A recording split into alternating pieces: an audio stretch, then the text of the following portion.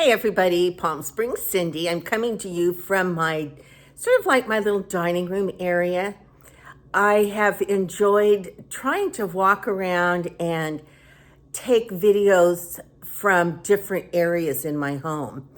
Right now, I made a mistake on my video that I just made, and I was editing, and I when I started editing, I realized that the whole first half of the video, it was non-existent. So I don't know what happened, but I don't want to make the video over again. And I really don't need to. So I'm just going to do this little introduction to explain that if the video seems a little crazy or disjointed at the very beginning, it's because the very beginning disappeared. So I start out talking about Poppy, that we got up early this morning and we went to the dog park and she played and she played and she played. And then after the dog park, we came home and then we had to get to the vet because she needed another shot. So at any rate, that's sort of where the video begins. But the gist of the video is about an article that I read that piqued my interest. Three areas that concerned me that I think will concern you as well, about that impact the baby boom generation.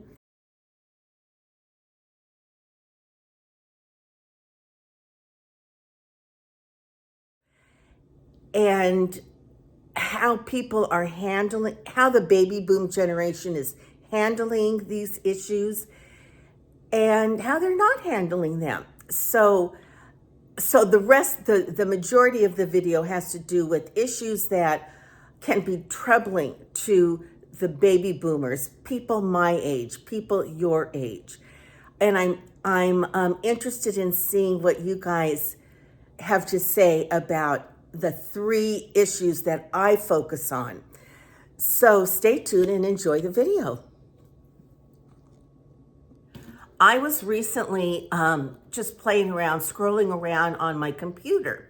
I was looking for something. At any rate, an article caught my eye, and it had to do with the baby boom generation and some issues that were troubling and troublesome to our generation. So I read the article, and then I kind of started Googling other things that the article had to do with. So it got me thinking, and I want to share some stuff with you guys. So the article started with that, baby boomers are the largest generation. There's more of us, and that we grew up in the 50s during a very prosperous time in America, and that we are a pretty wealthy, the baby boomers are pretty wealthy, like compared to, I'll say, millennials and Gen Xers or whatever. And so one of the things, there were three issues that this article zeroed in on. Baby boomers facing financial difficulty, health concerns, and economic challenges. So regarding finances, I don't know about you. My retirement is for life. I put in money when I got my paycheck, and the school district put in money on top of mine. And so for 34 years of that, that's my retirement, and it's for life. But I also have friends whose retirement is not for life. And in fact, one of my girlfriends tonight at playing cards, she said, if I just knew how much longer I was going to live, I would have a much easier time budgeting my money. And I cracked up. But it's so true. For me, it's not going to be an issue. But, for so many people our age, it is an issue. They have a good retirement. They worked hard for it. But, what if they live too long and they have more life than money? Let's put it that way. So that's something that does concern a lot of people my age, the baby boom generation. So I know that some friends of mine one gal is considering leaving California because it's too expensive to live here. She is on a set budget. It is not for life. And she's been looking at places. For example, she's looking at Las Cruces in New Mexico. The homes are much less expensive and you get a beautiful home. Taxes are less. You know, the lifestyle does not cost as much as California, and it's still a very desirable area. So, you know, some people I know have considered moving. Other people, to help with that, have gotten second jobs to sort of, to give them more money every month. I had that job at that art museum place, and then I'm doing my YouTube channel. My YouTube channel really just started out as fun, a hobby, and then eventually I qualified just to make money. So, you know, so even though my retirement is for life, I'm still got a little side hustle going on. And some of my friends do like dog sitting. They work at a country club in the tennis shop. You know, they job share, just work maybe 2 days a week. And so, you know, those are some ways that facing financial difficulty you can kind of solve that by getting an extra job. But who wants to, after working 35 years or however many years you work, different people have worked. We didn't really count on having to get a job once we retired. So I don't know, that is an issue. Talk to me about, you know, is that an issue for you? It's really a baby boom issue. A lot of baby boomers have chosen to work longer. Now, I was able to retire at 58. I started at 24, barely 24, really 23. And so that was a long enough run, but I was ready to retire. Teaching is a hard job. And I remember meeting with my retirement financial counselor provided by our county, and to see, you know, how many more years do I need to work? And then I would pencil out, you know, how much money am I going to need once I retire? And so then I'd think to myself, no, you know, I need to work at least another 5 years. What, sweetheart? You want that? Now, some people I know are in fact teachers. Even though they have a great retirement for life, they are still opting to take more money from their check to invest in a second type of retirement fund, so that maybe they can retire a little bit early, you know, not have to work till 65 or 70. So finances is a huge issue when you are on a fixed income, because we all know prices have gone up, gas is up, food, groceries are up. And, you know, I always think, you know, things go up in price and then they never really come down. So hopefully gas is going to come down, and hopefully the groceries will come down. Going out to dinner, things like that are just very expensive. I don't know how families do it. Okay, there's another issue, things facing baby boomers, people our age, health issues.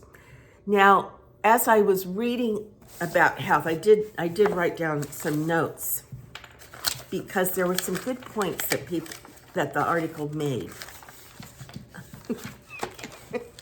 Are you going to chew the page? Are you going to chew it up? I think you are. Okay, health.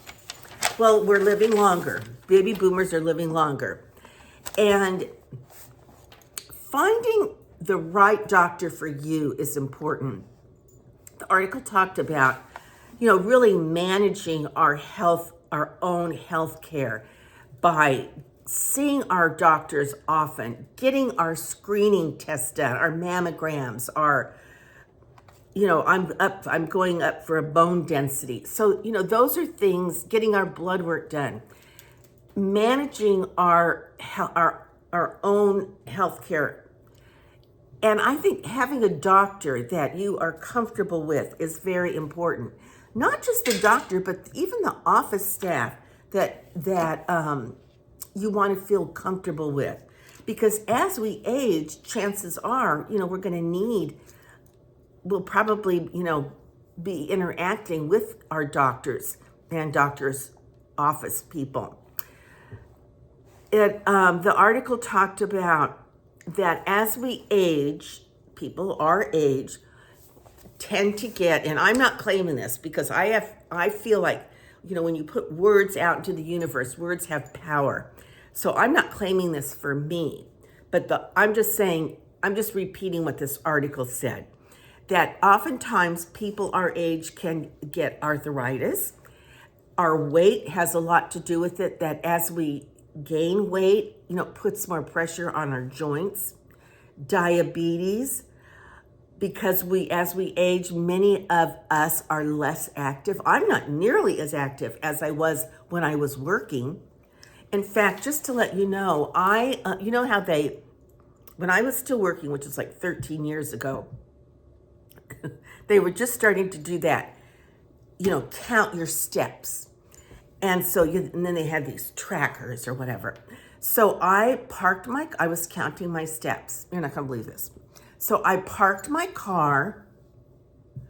I got to my classroom. I forgot something in my car. So, I have this teacher cart that I would pull behind me, because when I was teaching, the kids did not have their own computers, their own little computer books. And so everybody had a textbook. And then I had the textbooks plus the teacher edition. So I was carrying around a lot of stuff. Not to mention if we were gonna need glue or scissors or markers and all that stuff. So I got to school, parked my car, walked to my bungalow. I was in a trailer, which was fine with me. And just a side note on the trailers, for teachers that are in the trailers are usually out, are out in the pasture, so to speak. You have your own air conditioning and heating, so you are in control of that. You are, usually there are portable bathrooms out that direction. And it turns out to be sort of like a little colony of teachers that are in trailer town. So I kind of liked having a mobile, a trailer for a classroom. Alrighty. So, so I got to my classroom. I forgot something in my car. So I had to go back to my car, and then I came back to my classroom. I checked my steps. I had walked over 13,000 steps just doing that. So and hauling this cart. So you can imagine, I was much more active. That's what I'm getting at, than I am now. And even though I said, when I retire, I'm going to walk, I'm going to do water aerobics, I'm going to go to the gym, blah, blah, blah. And I did for a while, but blah, blah, blee. You know what I mean? So, arthritis, diabetes, both of those have to do with being overweight and less active. Heart disease by the very nature of getting older. Smoking. Now, the article did say that heart disease has declined because people have quit smoking, and just because of that, heart disease has declined. High blood pressure, all of those are the kinds of issues that come with being overweight and more sedentary. So that's something we can really do something about. I think about, my mother who recently passed away. She did have a little bit of arthritis in her hands.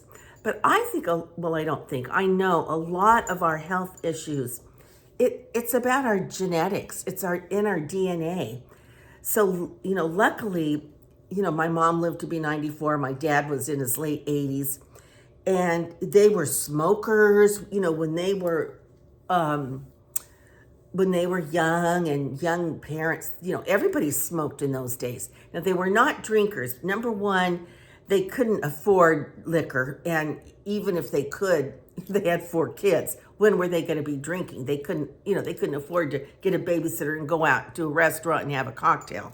So they were not drinkers, but they were big time smokers. They were not overweight, and they were fit. Well, they were active. When you raise 4 kids, you're naturally active. And my father was a busy worker. Got to keep my eye on Poppy, see what she's got in her mouth. Okay, she's safe right now. So the other day where was I? I was someplace, and the floor was wet, and I knew it, and I was being very careful, but I almost slipped. The first step I took, I didn't realize how slippery the floor was, and I thought, dang, that's not good. That frightens me. And another thing that happened to me, and happens to everybody, is I was eating and I kind of like swallowed something wrong, and I was able to cough it up. And I knew when I did it, it wasn't a deal breaker. But I thought, well, what if it was? Living alone, and who knows where my phone was. So it's not like I wear my phone around my neck. But I thought, choking, slipping on something and falling, those little accidents that happen, those, and living alone, that does concern me. Poppy is running she's running up and down the couch. Thank you very much. My new couch. And since I had company, I took off all the sheets. And she just thinks she is hot stuff. Hi. Hi. So there's one more issue, and it has to do with the economy. And I think that's very appropriate for right now, because our economy is, homes are so expensive. And like I said, gasoline and groceries and everything's just gone up. So what are our concerns as baby boomers regarding the economy? Now, let me read what I wrote down from this article. It says, baby boomers have wealth, and because of our age and the illnesses that we have, it says that it has boosted the demand for our country to make investments in healthcare, in elder care, and medical devices. So that's just one aspect of our economy, but it's true. Healthcare, think about our parents who have gone into nursing homes or some type of a physical therapy facility or whatever. And so the economy, in a way, that's been something that has boosted the economy. And the idea of medical devices, I think about hearing aids, glasses, wheelchairs, canes, all those kinds of things. Those are devices that we're all, those shower seats, things like that are devices that people my age are looking for. I took my mother's, she had a chair, one of those chairs in her shower, and I took that home and I put it in my shower. Because of the slipping, I was concerned about that. I have crutches. I have a walker. I don't have a wheelchair anymore. I ended up giving it away. Well, actually, it was loaned to me, and then I gave it back when I was able to walk okay. But those are the kinds of things that people our age are going to be needing. That's sitting in my garage right now. And I bet you, because this is a 55 plus community, I bet that there are a lot of people in this area that have a walker or some kind of a device in their shower. I'm going to say like when you handicap a house, when you put something, that people can hold on to as they walk down the hall and so on. So yeah, I'm going to stop there. There are other things in this article, and I'll talk about them another time. But finances, the fact that some of my friends are getting a side hustle, me included, and some of them can be something a little more simple. You don't have to have a 9-to-5er, but like dog sitting, dog walking, especially if you have a dog and your neighbor and they want you to go over and walk their dog while they're at work, maybe. So there are jobs you can do at home, online. I haven't done them, but I know that I see those, work at home kind of a thing. And elder care, I did apply and I actually got it, but then my mom got sick. Where you go to someone and take care of them 1 or 2 days a week, maybe, cook them lunch, play cards with them, drive them to a doctor appointment, things like that. Those are the kinds of jobs that I think people our age are good at because we can sympathize and we can be compassionate and more understanding, I think. Just knowing what that's like, what that feels like. So anyway, and in the whole other issue of being our age and not having family. Now, I have family, but they're a couple of hours away. My daughter's not that. She's like 45 minutes away. But still, it's not like I have a house full of people, so if I fell, they would be able to pick me up. These are concerns that we women, as we age, and men, it's on my mind. If it's on your mind, tell me about it. Find the subscribe button and please subscribe. And talk to your friends and pass my channel around because it'd be great trying to get 28,000 subscribers sooner than later. Okay, you guys, I will, I'm curious and anxious to hear what you guys have to say about, these kinds of issues that we're facing as we age. P.S. I love you. Mwah. Until our next conversation. Bye-bye.